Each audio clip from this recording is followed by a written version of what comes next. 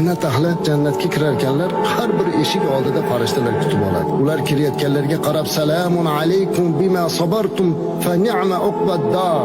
Sabr qilganingiz uchun sizlarga salom bo'lsin. Bu oqibat diyori qanday ham yaxshi deyar ekan.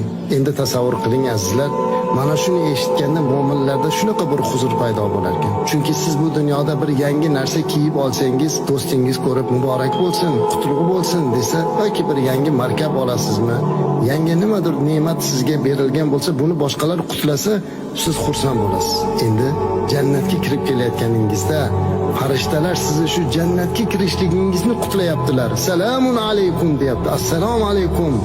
U dunyodagi mashaqqat, mushkulliklarga sabr qilgani deylar. Mana endi oqibat diyori qanday ham yaxshi kiringlar. Hammani jannat tomon yo'naltirib turar ekanlar. Ular jannatga kiraverishda bir chashmaga borib poklanadilar. Bu yerda bir chashma bor.